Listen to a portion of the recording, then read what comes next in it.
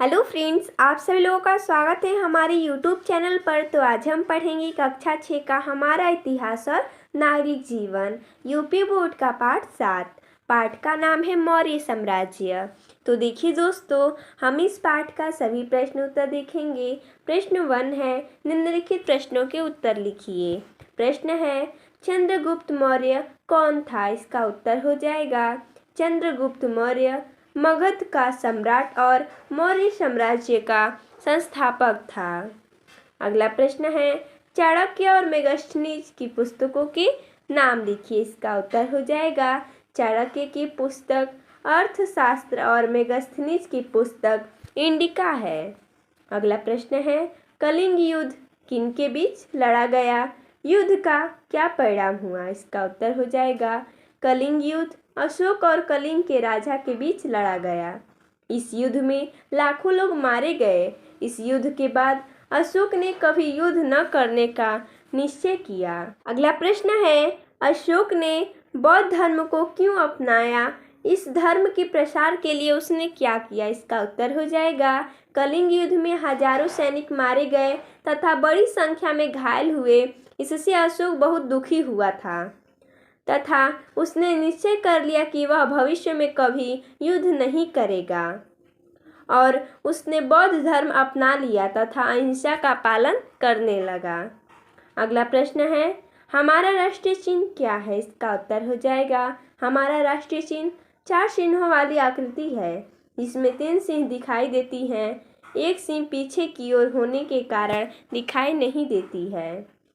अगला प्रश्न है, मौर्य की प्रशासन का वर्णन करिए। देखिए हमने यहाँ पर लिखा है मौर्य प्रशासन।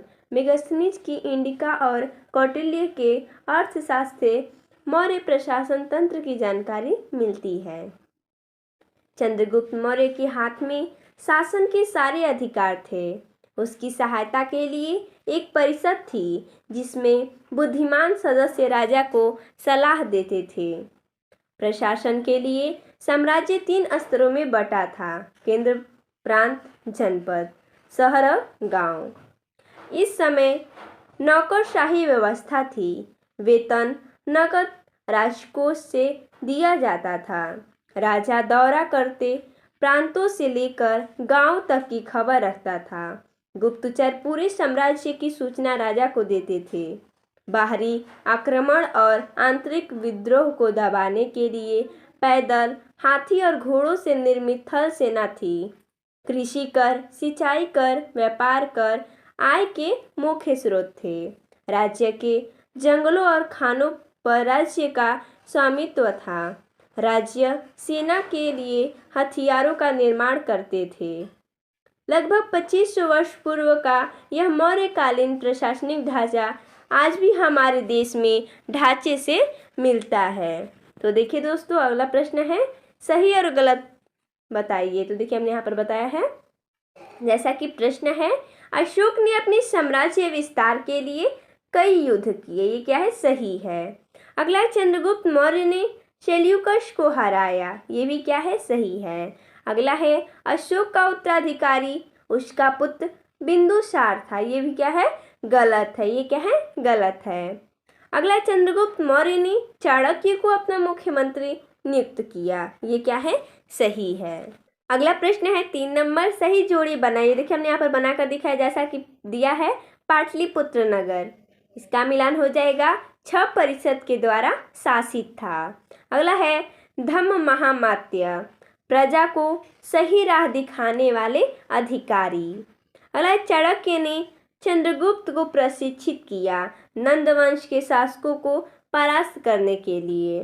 अगला है, अशोक ने अपने पुत्र पुत्री को श्रीलंका भेजा बौद्ध धर्म के प्रसार के लिए।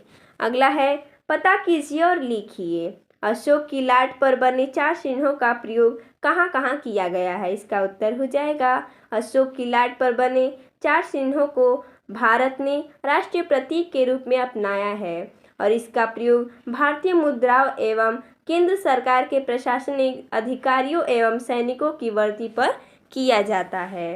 अगला प्रश्न है, नीचे दिए गए क्रियाकलापों में से किसे आप सही एवं किसे गलत मानते हैं? अपने उत्तर में सही और गलत का निशान लगाकर बताना है हमें।